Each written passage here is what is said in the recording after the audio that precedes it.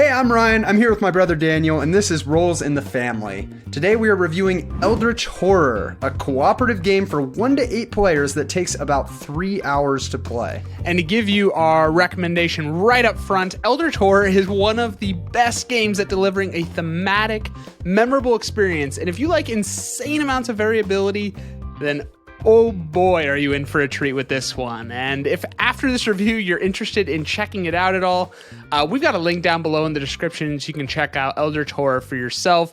But let's just get right into it. Let's jump into the review. Eldritch Horror is a cooperative board game of mystery and adventure set in the universe of the Cthulhu mythos created by horror writer H.P. Lovecraft, where things tend to go wrong more than they go right. You are investigators, and it is up to you to make the best use of limited resources to traverse the globe, solve mysteries, and save the world from the impending doom of the Ancient One. Each round, you take 2 actions before you and your fellow investigators resolve an encounter in each of your locations. This can include fighting monsters or researching clue tokens and entering gates to other worlds in an effort to close the gates and prevent the Ancient One from summoning. The results of an encounter are built upon skill checks, where you are rolling a number of dice according to your unique character's statistics. Once your team has resolved all encounters, the Ancient One will strike back through the Mythos phase, where you will be presented with various challenges through random events, new gates and monsters, the triggering of reckoning effects on various monsters and cards, and the advancing of the Ancient One's doom track. If the doom ever reaches 0, the Ancient One awakens, escalating the challenge as you desperately try to finish the final mystery before the end of the world. It is up to you to solve all the required mysteries before time runs out. Eldritch Horror is a game all about evaluating the odds of different actions and deciding where to place your bets. Nearly all the actions and encounters boil down to rolls of the dice, so it is an exercise in weighing options and balancing risk versus reward. Do I take the guaranteed travel ticket, or do I test influence to try to gain items from the reserve? Do I attempt to save time and fight these monsters this turn, or should I wait and rest up before entering into the fight? Players are constantly tempted by ideal outcomes, what could happen if they have a successful roll. And due to the difficulty of the game, players cannot afford to always play it safe. You will need to find the right moments to take those risks. On top of these mechanical decisions is a role-playing experience that allows you to get absorbed in the narrative of what is happening. You are rolling dice with the conviction that you can influence the results, and you feel invested as you improve your character through various items and upgrades. With each die roll, there is always the chance that you could fail or succeed against all odds, filling each roll with excitement as the whole table reacts to each success and failure. The entire experience is a sandbox of possibilities, as the randomness of card draws and dice ensure that anything can happen, requiring the team to adapt and think tactically to be successful. But skill still plays a significant role here. Investigators that can consistently weigh their options effectively and optimize their actions have a lot of agency in swinging the results in their favor. Eldritch Horror boasts a generous 1 to 8 player range, but we really think the sweet spot is in 3 to 5. However, the difficulty scales in a way that makes odd player counts more difficult, so really 4 players is the ideal count. 1 to 2 players can work well if you're willing to play multiple investigators, and 6 is pushing it in length. However, we cannot recommend it with 7 or more since it just gets too long and complicated.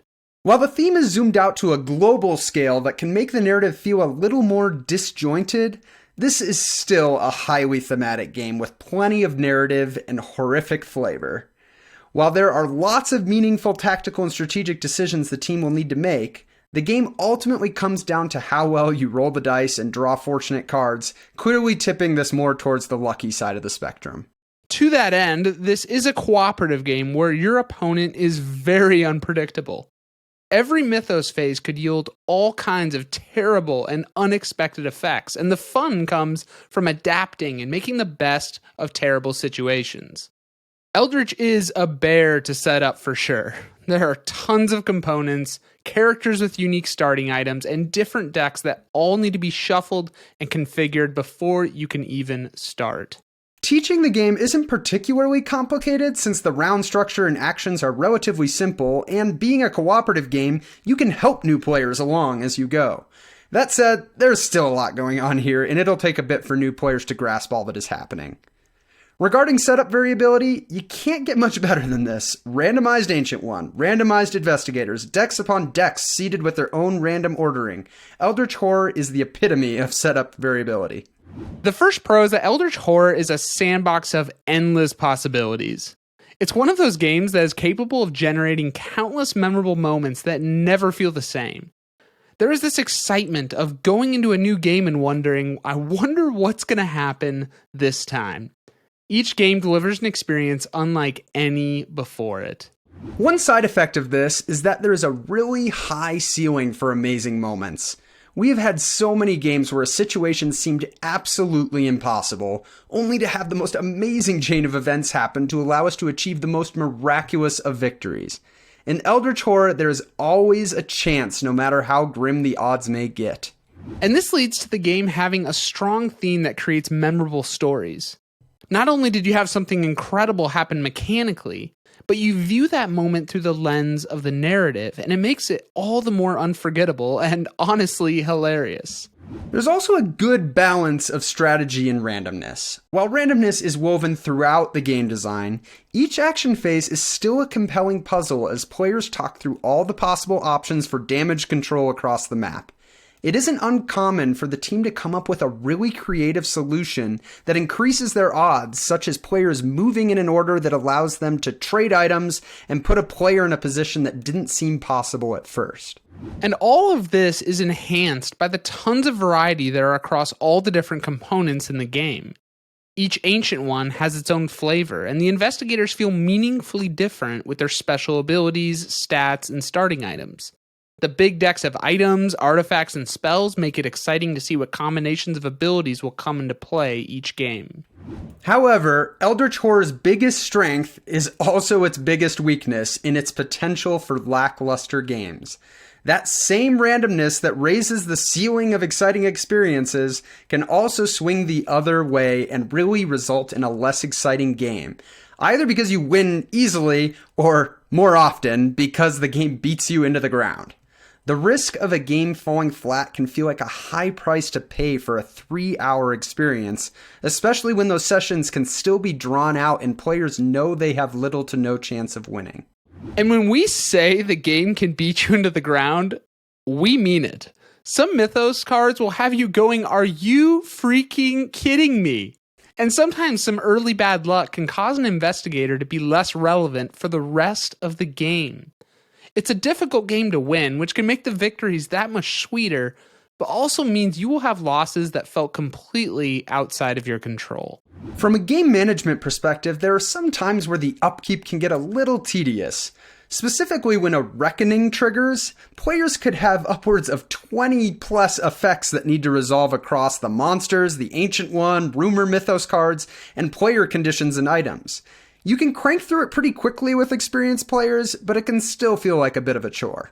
We have praised variety as a great strength of Eldritch up to this point, but the fact is that beyond a few plays with the base game, you really need expansions to give that variety the legs to sustain many plays.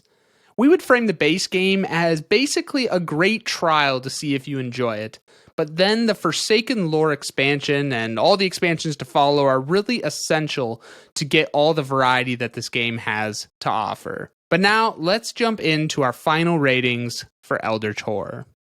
So Eldritch Horror is actually a game I find a little difficult to rate because I've had games that are 10 out of 10s, and I've had games that are 6 out of 10s. And, with that swinginess landing on a final rating, but I am going to get it a 9.5 out of 10. Wow. And that's really just because holistically, like my whole experience with my gaming groups over the years with this game, like there's just been some amazing moments. And I play it enough that I can put up with the, these lesser games to have those moments that just no other game does quite like Eldritch does. I love the variety, right? Just the ancient ones that you pick and all these different things. And granted, I have all the expansions for Eldritch Horror, and that definitely plays a part. I mean, my decks of cards for items and everything are so massive. And so that does play into my rating and how long I've played it. But just love that variety. And I definitely am someone who, when it comes to cooperative games, I enjoy games that are very unpredictable. Like, what's the opposition going to throw at me? And we have to adapt to it. And kind of just that doom and gloom of, like, it usually feels like the odds are against us, right? Yeah. The best moments in Eldritch are when you're at that point of, like, there's seemingly no chance, but it's like, wait, but if we do this and you go do this and we get these 3 amazing die rolls, then when you pull it off, it's even more incredible. Totally. And, like, so many times that randomness is swinging negatively. It's hurting you and making it harder. But you'll have those moments where something happens and you're like, oh my gosh, like, we got this item or this thing happened that just opened it up. And just the potential for that is awesome. I think, honestly, my gaming group plays into the rating a decent amount. Like, most of my games of Eldritch has been with, like, the same core group of people or some different combination of that. So typically when we're going to play, everybody knows how to play already. Everybody's played a lot. Everybody likes this type of game and gets into it. And so I don't think that can be understated too much, because, like, that definitely plays a part in it being a 9.5 for me compared to maybe someone who doesn't have that type of group playing it. But it's been one of my favorite games for a long time. I mean, we're talking like a decade of us playing this game at this point. Yeah, because we originally had Arkham Horror. That was what we got kind of started in, and then Eldritch was ultimately what kind of followed and replaced that for us. Yeah, so I'm curious, where are you landing on this one? Yeah, so board games for me are all about the experience that it delivers. Like, if you can deliver the highest of high experiences, like, that is what I'm just yearning for, and that is what Eldritch does. People are gonna think that we just copy each other every time, Ryan, but I promise I write this down beforehand, because I'm also gonna give it a 9.5 out of 10. The highs of Eldritch, like, I have all of these memories. And if I'm being honest, they're higher than any other game. Like, the greatest high that Eldritch can get to of the most unpredictable, unbelievable things that can happen, because there's so much randomness, and so you will be put in situations that you've never experienced before, where you're like, there's so much variability, and that makes it just so much fun. And then you combine that with how difficult it is. It just combines for these moments that reach unbelievable highs and deliver gaming memories with your group that you'll be talking about for years to come, of remember that time when this and this and this happened. Now, it's not a 10. I so want to give it a 10 because the experiences are a 10, but I have had games within the last year that are kind of duds. I mean, I had one that was we just, from the very beginning, everything went wrong. And we basically knew we were going to lose right away. We made no progress. I think we actually calculated we basically made almost negative progress, like, from where we start. Like, it was truly horrible. But the game still took 3 hours. And so it was like, at least if we were going to lose, like, kill us quick. But yeah, we had to spend 3 hours, and it was, like, so sad. Like, I've never been, like, so dejected walking away from a game. But those experiences, that keeps it from being the crown of a 10 for me.